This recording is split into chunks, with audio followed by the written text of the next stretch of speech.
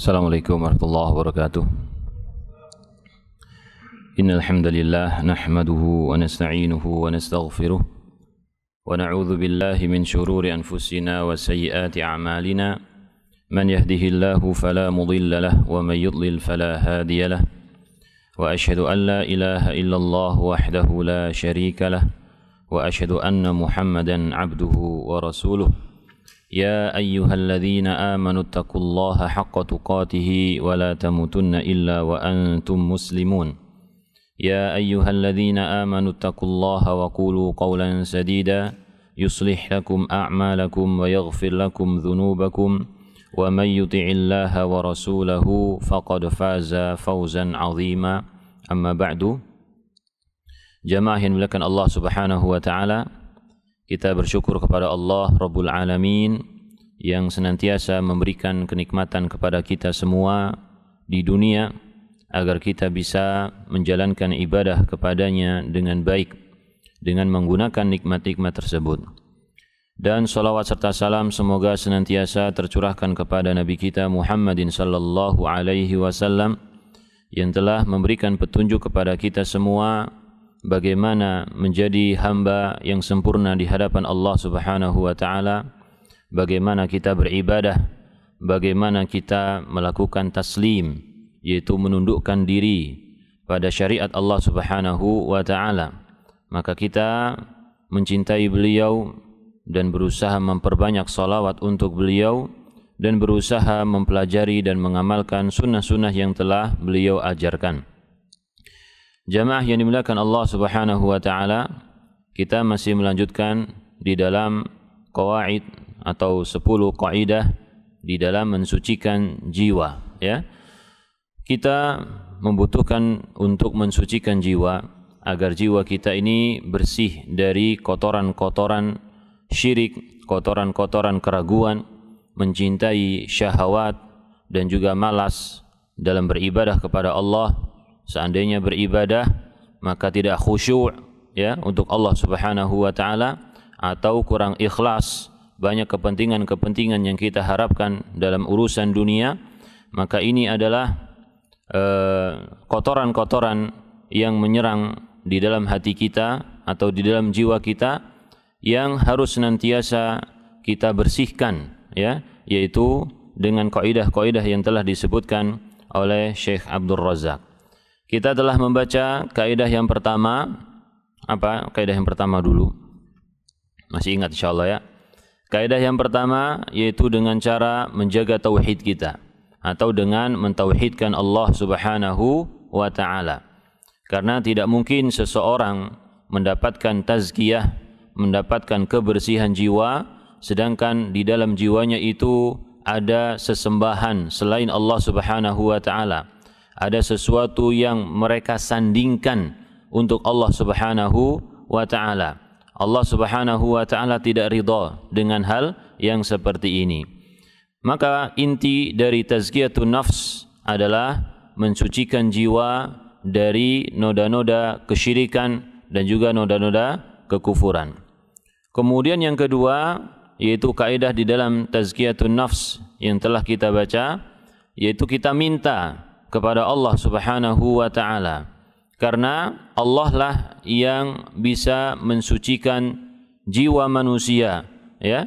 Allah Subhanahu wa taala mengatakan, walaula fadlullahi wa rahmatuhu fid dunya ma zaka minkum min ahadin, ya. Seandainya bukan karena karunia Allah Subhanahu wa taala di dunia dan juga di akhirat, maka tidak ada di antara kita yang dibersihkan jiwanya oleh Allah Subhanahu wa taala. Maka kita bisa mendapatkan kebersihan jiwa kita ini, ketenangan jiwa kita dengan karunia Allah Subhanahu wa taala. Maka kalau kita mengetahui semuanya itu ada di tangan Allah, maka cara yang paling baik untuk mendapatkannya adalah kita minta langsung kepada Allah Subhanahu wa taala, sebagaimana doa Nabi sallallahu alaihi wasallam, Allahumma ati nafsi taqwaha wa zakkiha wa anta khairu man zakkaha anta waliyuha wa maulaha. Ya Allah, berikanlah jiwaku ini ketakwaannya dan sucikanlah dia, engkau adalah sebaik-baik zat yang mensucikan jiwa. Ya, engkau adalah walinya dan engkau adalah penolongnya. Riwayat Muslim. Kemudian di sini yang ketiga, ya, yang ketiga, seingat saya nomor 3 ini belum. Taib al-qa'idatu tsalitsatu, beliau mengatakan, annal Qur'anal Karima manba'ut tazkiyati wa ma'inuha. Bahwasanya Al-Qur'anul Karim ini adalah sumber tazkiyatun nafs. Ya, Al-Qur'anul Karim adalah sumber untuk mensucikan jiwa. Kita kaum muslimin mengenal Al-Qur'anul Karim sebagai firman Allah Subhanahu wa taala, ya. Disebut firman. Firman ini ucapan yang kita anggap lebih sopan untuk menisbatkan suatu ucapan bagi Allah Subhanahu wa taala. Tapi kurang lebih, ya, firman itu artinya adalah ucapan. Maka silahkan mengatakan bahwasanya Al-Qur'an itu adalah ucapan Allah Subhanahu wa taala. Maka disebutkan di dalam Al-Qur'an, ya, kalamullah, kalam yaitu ucapan Allah, atau juga qala Allah, qala juga apa? Ucapan. Jadi Al-Qur'an ini adalah ucapan Allah Subhanahu wa taala secara haqiqah, ya, yang disampaikan oleh Allah kepada siapa? Kepada malaikat Jibril. Kemudian malaikat Jibril menyampaikannya kepada Nabi Muhammad sallallahu alaihi wasallam sebagai mukjizat yang abadi hingga nanti suatu saat nanti Allah Subhanahu wa taala berkehendak untuk menghapuskan Al-Qur'an ini dari muka bumi. Maka tidak ada lagi Al-Qur'an yang tertulis dan tidak ada lagi orang yang menghafalkan Al-Qur'anul Karim. Itu adalah kondisi di mana manusia telah mendekati ajal dunia, ya, yaitu mendekati hari kiamat. Maka kita masih diberikan kesempatan oleh Allah Subhanahu wa taala. Tanda-tanda hari kiamat yang besar belum kita lihat. Apa sih tanda-tanda hari kiamat yang besar? Yaitu keluarnya Dajjal, ya. Kemudian ada turunnya Nabi Isa, Imam Mahdi, Ya'juj Ma'juj, dan beberapa hal yang lainnya yang disebutkan oleh Nabi sallallahu alaihi wasallam 10. Maka kalau kita lihat, insyaallah kita ini masih jauh. Maka kita masih melihat Al-Qur'anul Karim bertebaran di mana-mana, di masjid-masjid yang jumlahnya sangat banyak, bahkan di rumah kita. Maka kita harus faham, kita harus sadar bahwasanya ini adalah sumber hidayah. Ini adalah sumber sa'adah, sumber kebaikan kita semua dan kebahagiaan kita. Ya, maka ambillah Al-Qur'anul Karim dan bacalah dan tadabburilah, dipelajari nasihat-nasihat yang disampaikan oleh Allah Subhanahu wa taala kepada kita semua. Maka dengan itu kita bisa mendapatkan tazkiyatun nafs, yaitu pensucian jiwa. Orang musyrikin di zaman Nabi Muhammadin sallallahu alaihi wasallam mengakui tentang keistimewaan Al-Qur'an ini, ya, mengakui tentang keistimewaan Al-Qur'an. Ketika dibacakan Al-Qur'an, mereka takjub dengan apa yang terkandung di dalam Al-Qur'an. Sungguh aku telah mendengarkan ucapan kahin, ucapan dukun, tetapi ucapannya orang ini, yaitu ucapan Nabi Muhammad SAW, tidak seperti itu. Aku juga mengetahui syair A, syair B dan lain sebagainya, tapi ucapan orang ini bukan seperti ucapan penyair, ya. Sungguh dalam ucapannya ini terdapat sesuatu yang manis, sesuatu yang indah, atasnya berbuah lebat dan bawahnya banyak airnya. Jadi sesuatu yang mereka gambarkan, sesuatu yang luar biasa dalam Al-Quran ini. Kenapa? Karena mereka menghayatinya, mereka memahaminya. Ya, Abu Sufyan, Abu Jahal, dan Al-Walid bin Mughirah, pernah mereka itu sembunyi-sembunyi ingin mendengarkan bacaan Al-Quran Nabi Muhammad sallallahu alaihi wasallam. Mereka bertemu, ya, mereka bertemu. Malu-malu mereka, ya. Tujuan mereka datang itu sebenarnya ingin mendengarkan Nabi sallallahu alaihi wasallam mendengarkan Al-Quran. Maka Al-Walid ini, ya, Al-Walid bin Mughirah, orang yang disebutkan oleh Allah Subhanahu wa taala di dalam Al-Quran, ya, dalam surat Al-Muddathir, yang memikirkan julukan untuk Nabi Shallallahu Alaihi Wasallam. Enaknya apa julukan untuk Nabi? Yaitu setelah dirinya tertarik untuk masuk Islam, dia sering beberapa kali mendengarkan Al-Quran dari Nabi Shallallahu Alaihi Wasallam, tapi teman-temannya nggak terima. Teman-temannya yang membuat provokasi agar dia nggak jadi masuk Islam. Ya, Abu Jahal datang dengan mengatakan, orang-orang bilang kamu minta-minta ke Nabi Muhammad Sallallahu Alaihi Wasallam. Orang-orang ingin mengumpulkan harta buat kamu, biar kamu nggak datang ke sana lagi. Ya, maka dia pun mengatakan enggak, mereka enggak benar. Mereka tahu bahwasanya aku ini orang yang paling kaya, gitu ya. Jadi Abu Jahal ini ingin menyindir Al-Walid Ibnul Mughirah yang dia suka datang kepada Nabi Sallallahu Alaihi Wasallam. Memang orangnya cerdas, ya, orangnya bisa memahami mana yang baik, mana yang buruk. Tapi dikarenakan teman yang buruk ini dan juga asabiyah di dalam kesukuan nenek moyangnya, inilah yang menghalangi dia dari mendapatkan hidayah Allah Subhanahu wa ta'ala. Tetapi dia mengakui bahwasanya ucapan yang disampaikan oleh Nabi Shallallahu Alaihi Wasallam, yaitu Al-Quranul Karim, adalah ucapan yang indah, tidak seperti ucapan dukun, ya, ketika dia membaca mantra, tidak seperti ucapan penyair ketika dia melantunkan rojaznya dan lain sebagainya. Baik. Allah Subhanahu wa ta'ala mengatakan, laqad manna Allahu 'alal mu'minin idh ba'atha fihim rasulan min anfusihim yatlu 'alaihim ayatihi wa yuzakkihim wa yu'allimuhumul kitaba wal hikmah.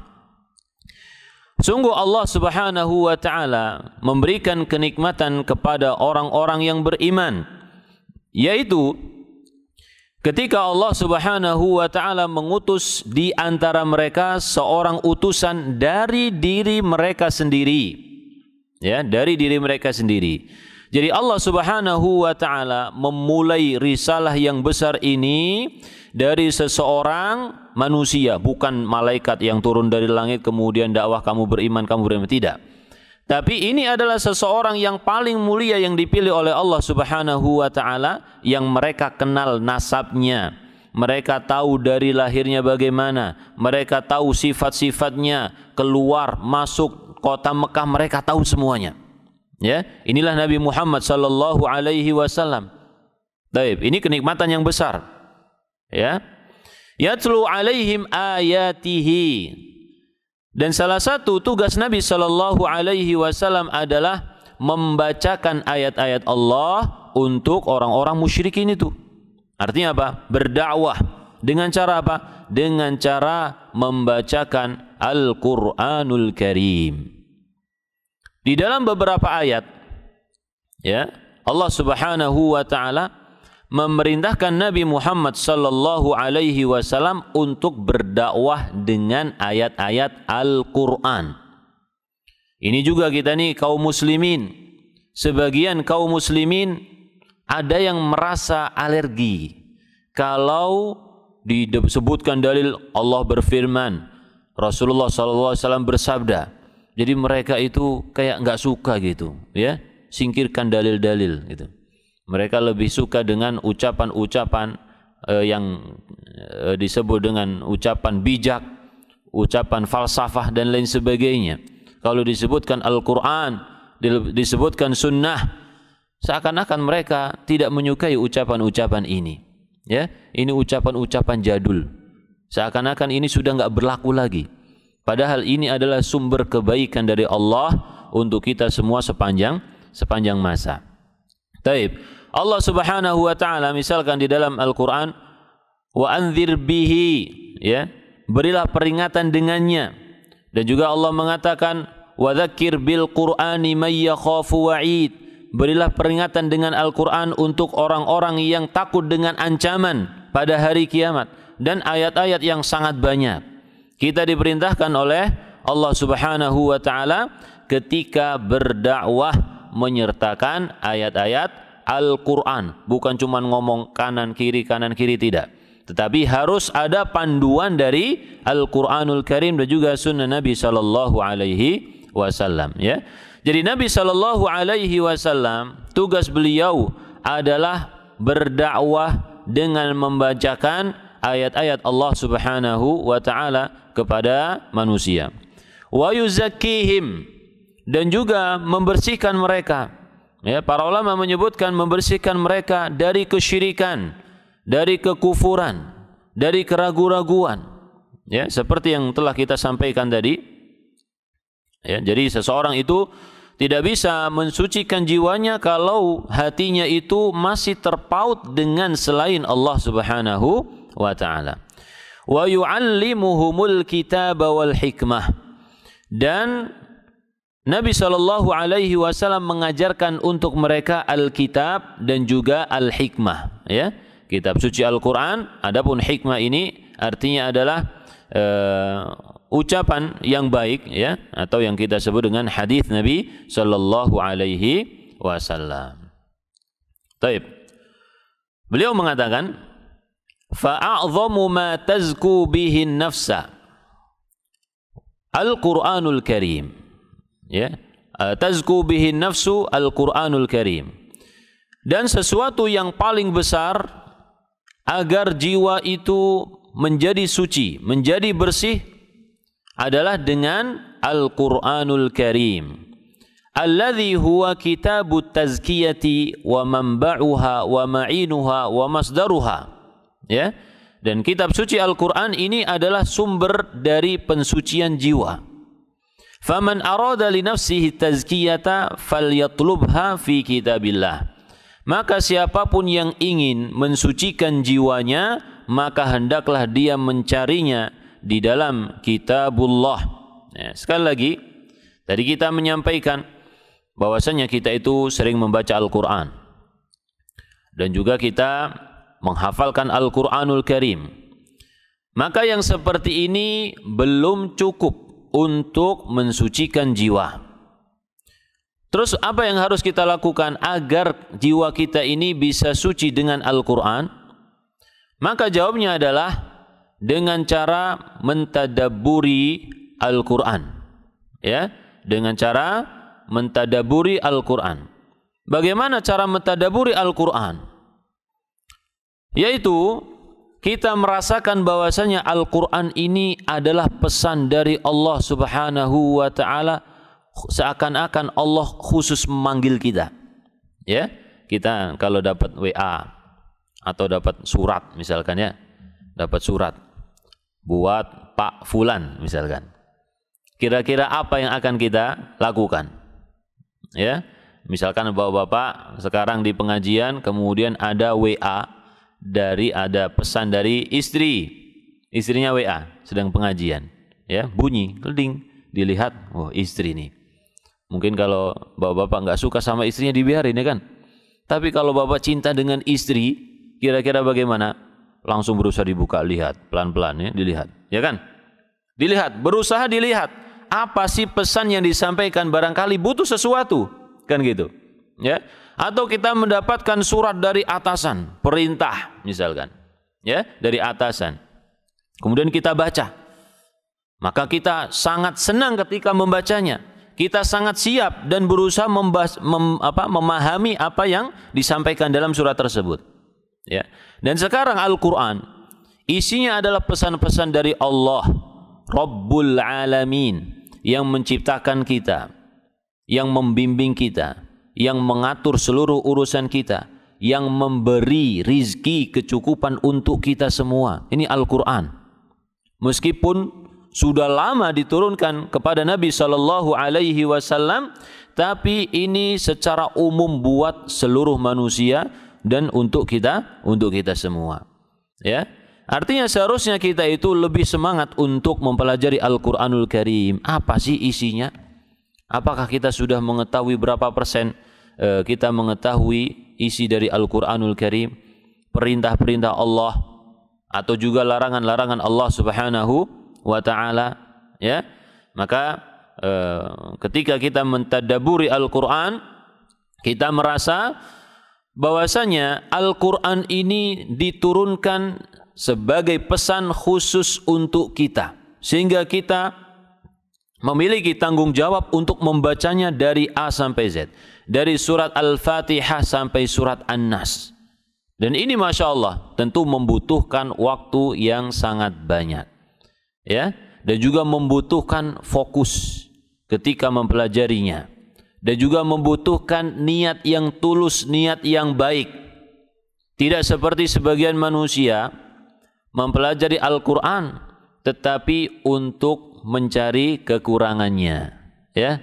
Nah, ini orang-orang yang ingin merusak agama Islam, belajar Al-Quran, tapi karena tidak didasari dengan niat yang baik, ya, dia tujuannya adalah untuk mengoreksi katanya, untuk mencari kekurangan, ya, maka dia pun bukan mendapatkan hidayah tapi mendapatkan kesesatan. Kecuali orang-orang yang diberi petunjuk oleh Allah Subhanahu wa taala, ya. Karena sebagian orang berusaha mencari kekurangan Al-Quran ketika membaca surat Qul huwallahu ahad, justru dia masuk Islam. Masya Allah. Ini petunjuk dari Allah Subhanahu wa ta'ala.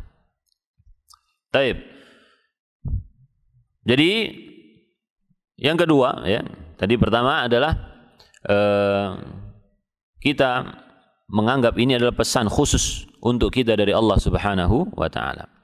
Kemudian yang kedua, yaitu kita berusaha memahaminya, yaitu dengan membacanya pelan-pelan, ya. Kalau kita ini orang Indonesia mungkin tidak mengerti bahasa Arab, maka yang kita lakukan adalah zaman sekarang sangat mudah, ya, bisa membeli kitab-kitab tafsir, ya, membeli kitab tafsir, atau juga misalkan ringkasan. Ini beberapa tafsir sudah diterjemahkan. Ini adalah salah satu solusi untuk kita yang tidak memahami bahasa Arab. Jadi terkadang seseorang kalau dia cuma baca terjemahan Al-Quran itu kurang faham, atau nanti pemahamannya bisa keliru, ya. Maka cara membantu supaya tidak terlalu jauh kekeliruannya dalam memahami ayat-ayat Allah, maka bacalah tafsir Al-Quranul Karim, ya. Membaca tafsir Al-Quranul Karim. Dan dicontohkan oleh para sahabat radhiyallahu anhum, ya, Abu Bakar, Umar ibn Khattab, mereka tidak berani menafsirkan Al-Quranul Karim kecuali sesuatu yang mereka ketahui, ya. Ayyu sama'in tudhilluni wa ayyu ardin tuqilluni idza qultu fil Qur'ani ma la a'lam, ya. Langit mana yang akan menaungi aku, bumi mana yang bisa aku pijak, gitu, ya, kalau aku berbicara tentang Al-Quran dengan tanpa ilmu. Jadi kita, meskipun ini kita gunakan untuk mensucikan diri kita, ya, tapi kita berusaha mendapatkan pemahaman yang lebih tepat dengan cara apa tadi? Dengan cara membaca kitab-kitab tafsir yang sudah diterjemahkan. Taib. Jadi, ya, yang kedua tadi yaitu dengan cara mentadaburinya, membacanya pelan-pelan dan memahami isinya.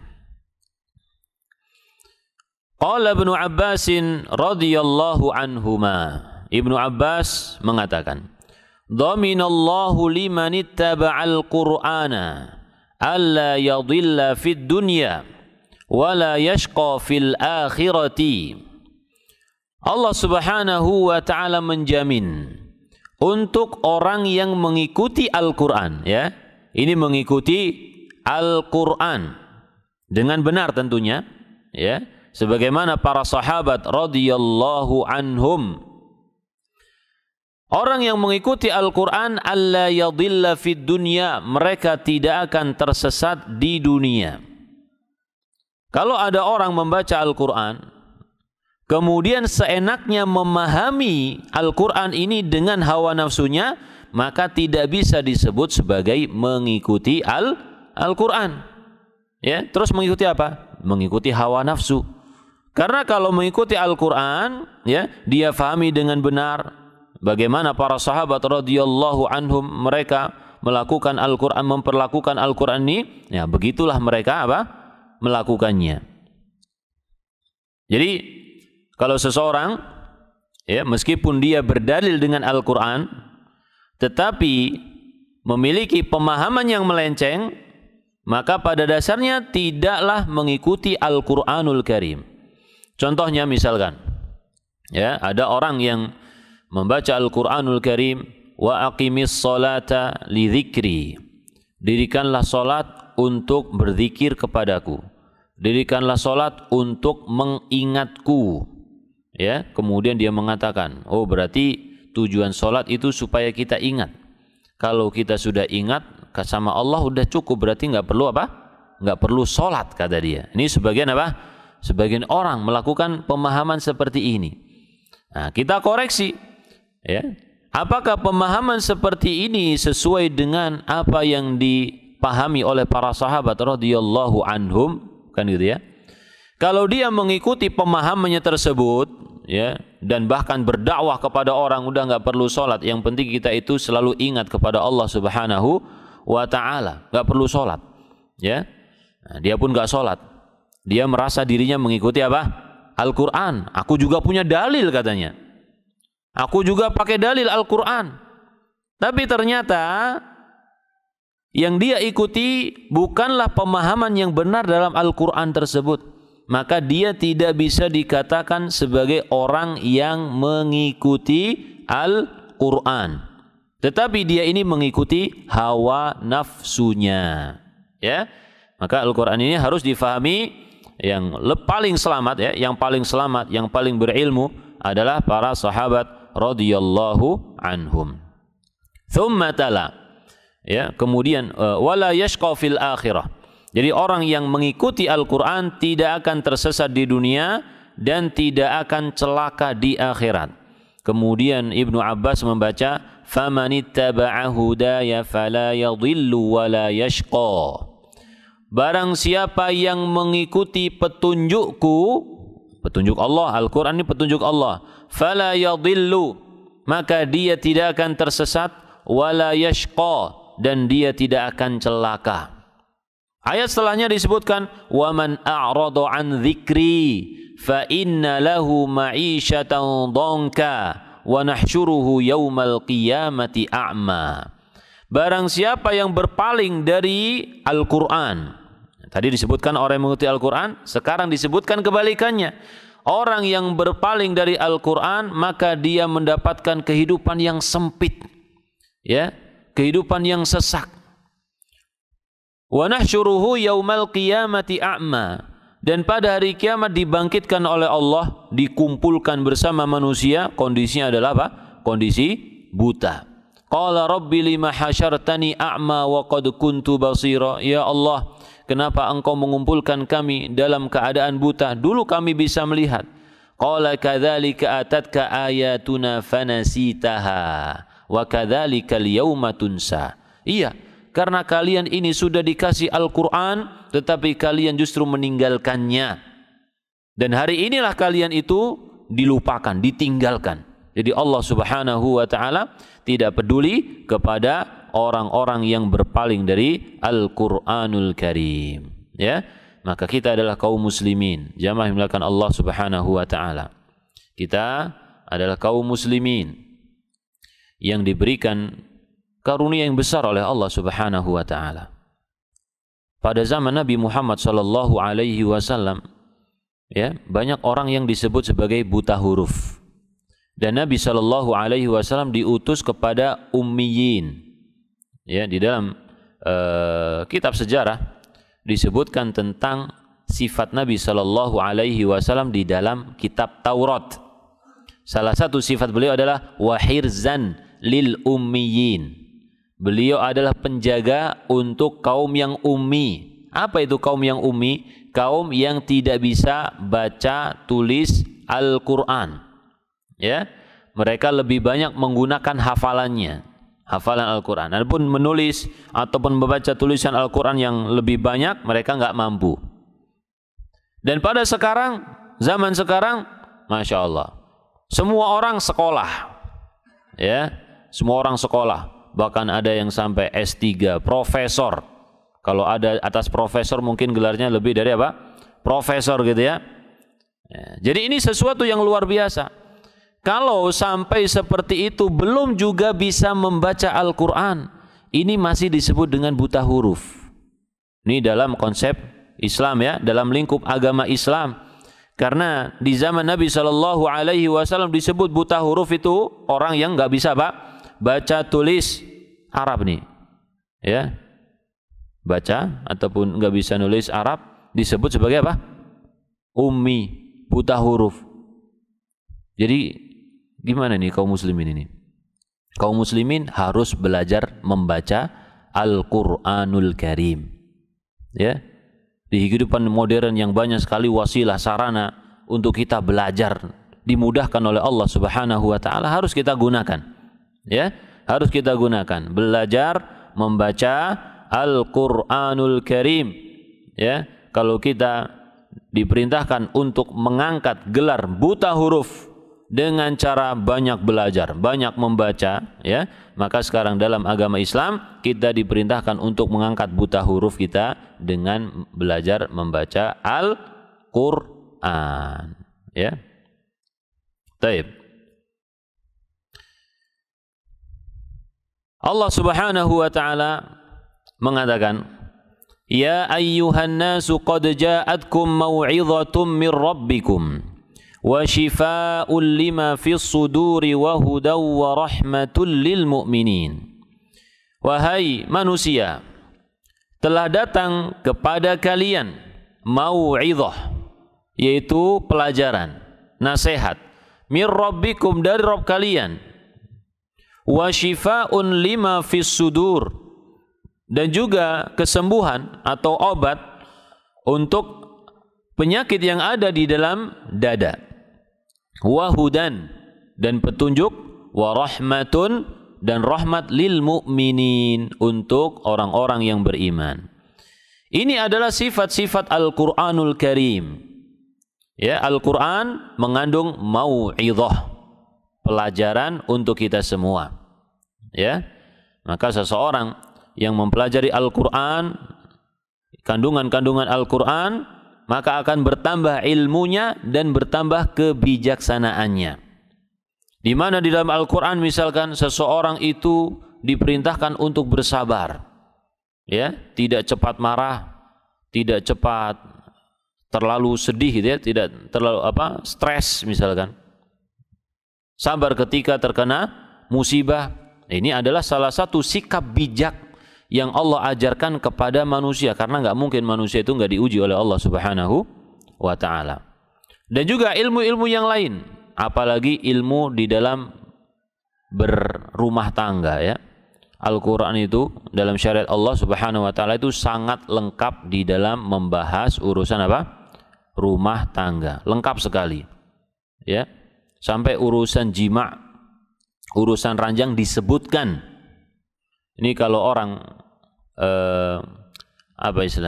tidak sopan dengan Al-Qur'an, mungkin dia menggunakan bahasa-bahasa yang tidak baik, ya. Misalkan ini Al-Qur'an kitab porno misalkan, ya. Ini bahasa yang Masya Allah, ini bahasa yang nggak sopan, ini sangat tidak sopan. Allah Subhanahu wa taala menyebutkan seluruh petunjuk, sampai perang juga disebutkan, ya. Bunuhlah ini, bunuhlah ini, kan, ya. Perangilah ini, perangilah itu. Itu semuanya diatur, ya. Kenapa kok disebutkan sesuatu yang kelihatan kalau manusia itu bilang agak jorok gitu, ya, dan juga sesuatu yang mengerikan? Karena Al-Qur'an itu adalah kitab petunjuk yang membahas seluruh segi kehidupan dan seluruh segi aturan. Maka di situ misalkan membahas tentang peperangan, jangan cuman diambil dari sisi peperangan atau sisi membunuh, ya. Kalau cuman diambil dari sisi itu, maka gambarannya akan mengerikan. Oh, Islam itu memerintahkan untuk membunuh, kan gitu, ya, intinya nanti jadinya Islam itu memerintahkan untuk membunuh. Nanti kita simpulkan seperti itu kalau kita hanya membaca ayat yang berbunyi bunuhlah A, bunuhlah B, ya. Tapi harus membaca secara lengkap. Ini konteksnya di dalam peperangan, dan peperangan di dalam Islam itu diatur, ya, mana yang boleh, mana yang nggak boleh, bagaimana caranya, itu semuanya diatur. Jadi bukan cuma sekedar perintah untuk bunuh, tidak, ya. Demikian juga berkaitan dengan, ya, hubungan hubungan keluarga. Ini kenapa disebutkan berkaitan dengan hubungan ranjang misalkan ya. Kenapa? Karena Allah Subhanahu wa ta'ala maha mengetahui mana maslahat untuk hambanya. Allah maha mengetahui mana yang terbaik untuk hambanya dalam masalah keluarga ini. Ya. Karena keluarga itu apa? Keluarga itu adalah pondasi dalam masyarakat. Kalau keluarganya bagus, rapi, ya, sentosa, maka di masyarakat juga akan apa? Aman. Tidak ada penyakit-penyakit masyarakat. Ya, menghindari perzinahan, menghindari kelainan lawan jenis, ya, kelainan apa namanya? Kelainan seksual, ya. Maka ini diatur oleh Allah Subhanahu wa ta'ala agar terhindar dari hal-hal yang seperti itu. Jadi Al-Quran itu adalah mau'izah, nasihat dari Allah Subhanahu wa ta'ala. Wa shifaa'un lima fis sudur, dan juga obat untuk penyakit yang ada di dalam jiwa. Penyakit hati itu sangat banyak ya. Dimulai dari tadi kesyirikan, kekufuran, keraguan-raguan. Kemudian juga penyakit yang lain adalah penyakit kedengkian, hasad ya. Enggak suka dengan orang lain yang mendapatkan kenikmatan Allah Subhanahu wa ta'ala. Penyakit permusuhan dan lain sebagainya. Maka dengan membaca Al-Quran, insya Allah ya, ini akan hilang. Jadi kita temukan dulu penyakit kita nih. Kita ini punya penyakit apa sih dalam hati? Ya. Kalau sudah menemukan, kita coba cari obatnya di dalam Al-Quran. Kita baca Al-Quran, ya. Nasihat Allah Subhanahu wa ta'ala untuk kita yang punya penyakit tertentu, oh ini, maka coba kita lakukan. Seperti kita itu adalah orang yang sakit. Orang yang sakit, kita pergi kemana? Pergi ke dokter, ya kan? Orang sakit pergi ke dokter untuk menerima resep, kemudian kita beli resep tersebut, obat. Obatnya kemudian kita konsumsi, ya. Kita bilang apa? Coba, ya, barangkali cocok kan gitu ya. Kita coba barangkali cocok. Ya, terkadang kita sekali minum, kemudian masih minum lagi. Beberapa kali minum obat tersebut karena apa? Kita ingin sembuh. Ya, kita ingin sembuh, tidak putus asa. Demikian juga kalau misalkan kita menemukan di dalam hati kita ini ada suatu penyakit, keraguan-raguan misalkan, maka ini harus ditemukan obatnya. Dan juga kita coba terus-menerus, jangan menyerah. Ya, ada seorang yang bernama Ibnu Dailami, dia itu memiliki keraguan-raguan di dalam masalah takdir. Ya, maka dia pun pergi kepada salah seorang sahabat. Wahai Abu, siapa lupa namanya? Wahai Abu Fulan, ya, sesungguhnya dalam hatiku ini ada sesuatu kejanggalan tentang masalah takdir. Maka tolong sampaikan kepadaku suatu hadis yang barangkali dengan hal tersebut aku menjadi lebih tenang, lenyap apa yang ada di dalam jiwaku ini, ya, dalam hatiku ini. Ini suatu penyakit keraguan-raguan. Dia datang kepada orang yang berilmu, seakan-akan orang yang berilmu ini tadi apa? Tabib. Berilmu apa ini? Ilmu dalam Al-Quran dan sunnah Nabi Sallallahu Alaihi Wasallam. Ya, maka sahabat ini kalau nggak salah Abu Musa ya, kemudian menyampaikan hadis Nabi Sallallahu Alaihi Wasallam berkaitan dengan apa?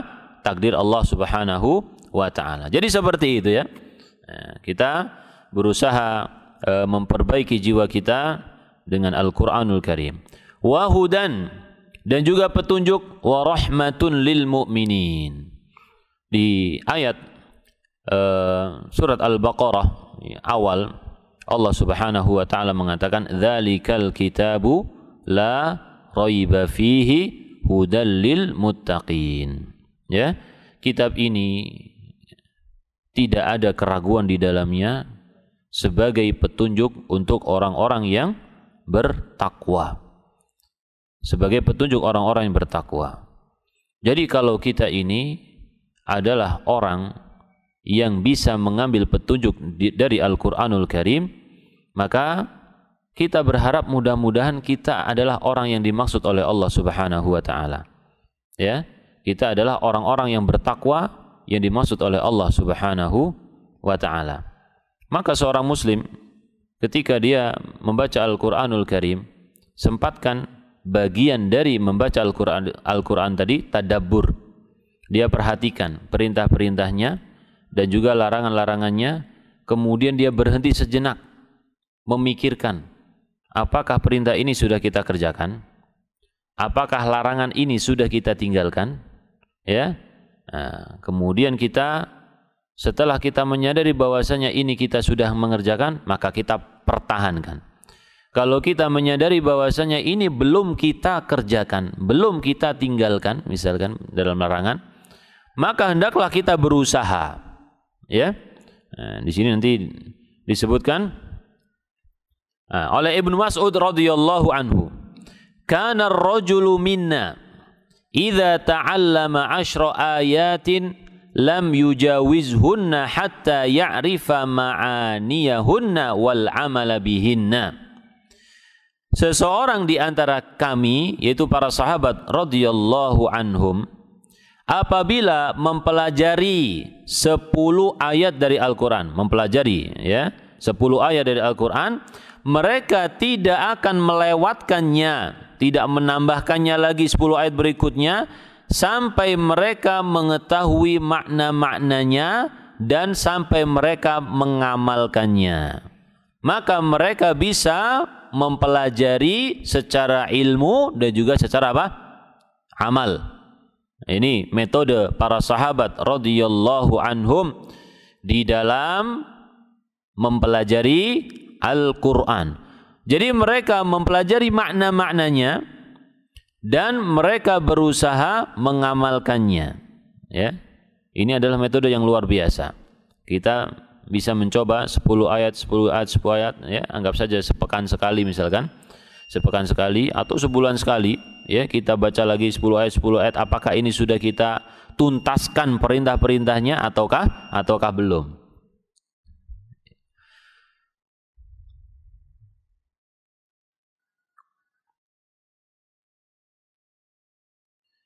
Dan juga disebutkan bahwasanya membaca Al-Quran tanpa memahami maknanya dan juga tanpa mengamalkan isinya, maka ini tidak bisa disebut sebagai tilawah bihaqqin.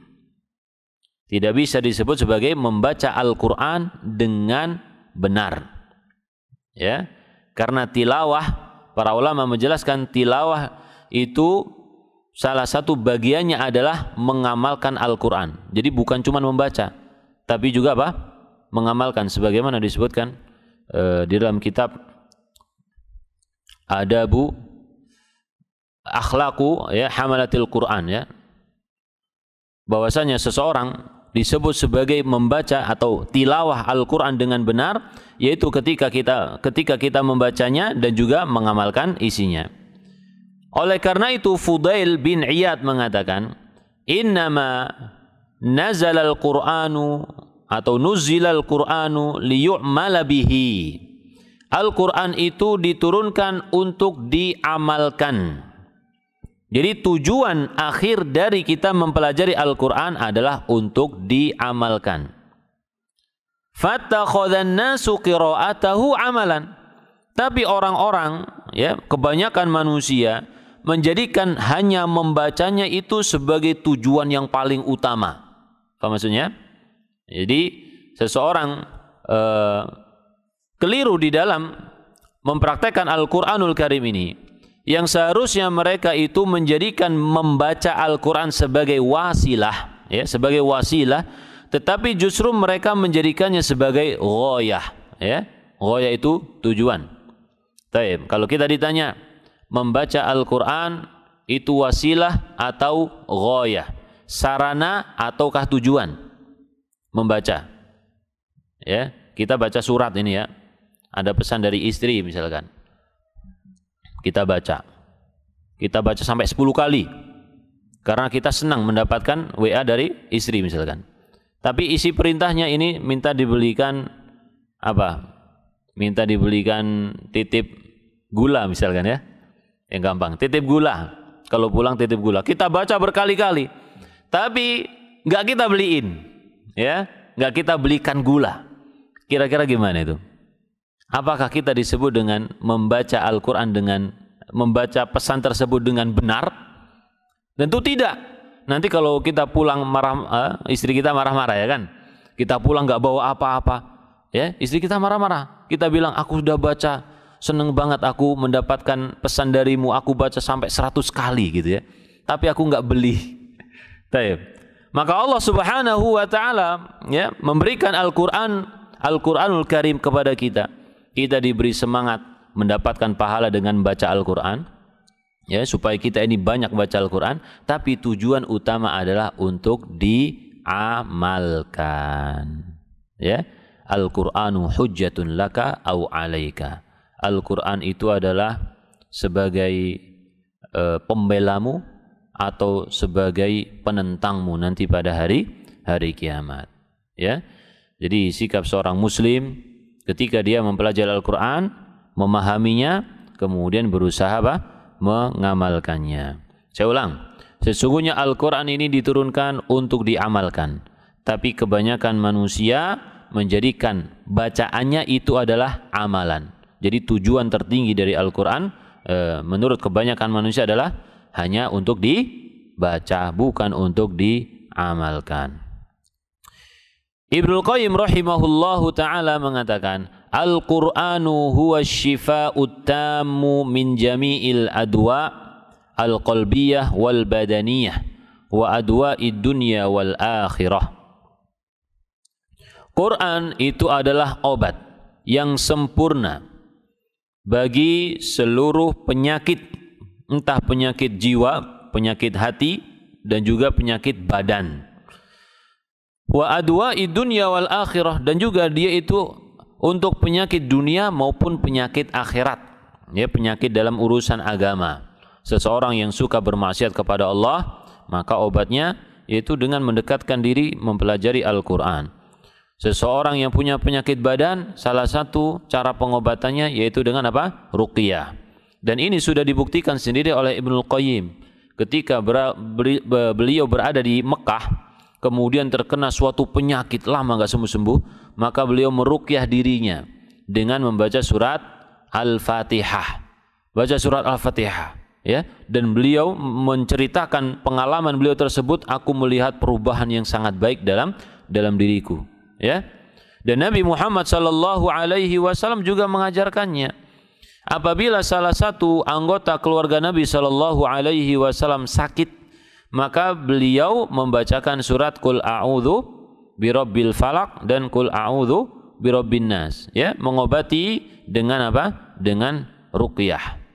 Maka ini adalah salah satu cara kita untuk beribadah kepada Allah Subhanahu wa taala dengan Al-Qur'anul Karim. Fa idza akramallahu 'abdahu bitilawatil Qur'an wa tadabburihi wa mujahadatin nafsi 'alal 'amali bihi nala minat tazkiyati awfara nasibin. Apabila Allah Subhanahu wa taala memuliakan hambanya, yaitu dengan memberikan kesempatan untuknya membaca Al-Qur'an, mentadaburi Al-Qur'an, dan mengontrol jiwanya untuk mengamalkan Al-Qur'an, berarti hamba tersebut ya mendapatkan tazkiyah, mendapatkan pensucian jiwa dengan bagian yang sangat banyak. Ya, kita berharap kepada Allah Subhanahu wa taala, semoga Allah memberikan kesadaran kepada kita semua bahwasanya Al-Qur'an ini adalah petunjuk Allah Subhanahu wa taala untuk kita amalkan. Selain kita membaca dan juga selain kita menghafalkannya, tujuan utama dari Al-Qur'an ini adalah untuk memperbaiki jiwa kita dan juga mengamalkan bentuk ketaatan kita kepada Allah Subhanahu wa taala. Baik, kalau ada pertanyaan silahkan.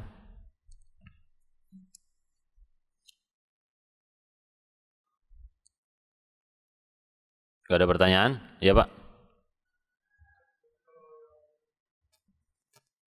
Yang mempelajari 10 ayat gitu kan,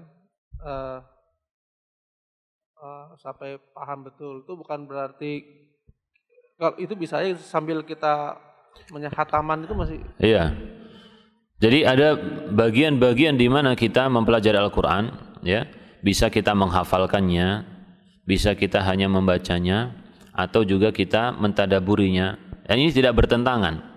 Ya, kalau bertentangan artinya gini, orang mentadaburi Al-Quran sampai dia nggak bisa menghafalkannya atau nggak bisa membaca surat-surat yang lainnya. Tidak seperti itu. Tapi ini bisa digabung. Kita mungkin punya hizib harian. Hizib ini artinya wirid, membaca Al-Quran secara rutin. Misalkan satu hari kita baca setengah juz, ya. Kemudian kita juga mempelajari 10 ayat untuk kita tahu artinya, perintah-perintah di dalamnya, dan juga kita berusaha mengamalkannya. Kemudian kita juga mungkin punya target menghafal, misalkan satu hari satu ayat, misalkan ya, satu hari satu ayat atau 2 ayat atau setengah halaman gitu. Ini semuanya bisa digabung, ya, bisa digabung, tidak saling bertentangan.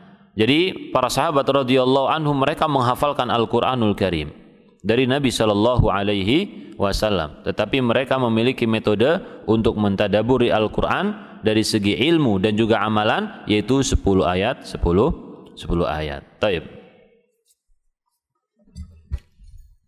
Ada lagi? Cukup insyaallah ya. Maka dari sini kita ingin menyadarkan diri kita agar kita yang belum bisa baca Al-Quran hendaklah belajar untuk membaca Al-Quran, mencari guru yang bisa mengajarkannya. Yang terbaik adalah kita datang, ya, misalkan di masjid nih, ya sudah kita datang ke masjid. Ini untuk memuliakan ilmu, memuliakan kitabullah, ya. Jangan kita merasa bahwasanya enakan di rumah, enakan dan diundang aja gurunya. Jangan seperti itu. Yang lebih sopan, ya, tunduk di hadapan Allah, di hadapan ilmu yang Allah berikan, maka kita datang, ya, dengan membawa Al-Qur'an, kita datang. Misalkan entah naik motor atau jalan kaki di Masjid Allah, kemudian bertemu guru di sana, kita baca di depannya dengan penuh tawadhu'. Ya, ini sempurna jadinya. Ya, ini sempurna. Sempurna dalam artian apa? Sempurna dalam artian proses belajar dan juga tingkah laku kita di hadapan Al-Qur'anul Karim. Karena Al-Qur'an ini mengajarkan kita untuk apa? Tawadhu, ya. Ya, tidak bersikap lawan dari tawadhu itu apa? Menyombongkan diri, merasa wah gitu ya, merasa ujub. Ini kita usahakan, kita buang ini ya. Kita coba tundukkan diri kita di hadapan Al-Qur'anul Karim dan di hadapan orang yang lebih berilmu. Taib, ini saja. Semoga Allah Subhanahu wa taala memberikan petunjuk kepada kita semua. Rabbana atina fid dunya hasanah wa fil akhirati hasanah wa qina adzabannar. Subhanakallahumma bihamdika asyhadu an la ilaha illa anta astaghfiruka wa atubu ilaik. Assalamualaikum warahmatullahi wabarakatuh.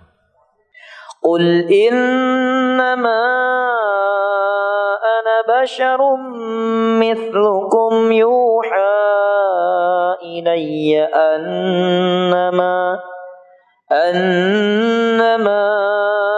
ilahukum ilahu wahid faman kana yarju liqa'a rabbih falya'mal 'amalan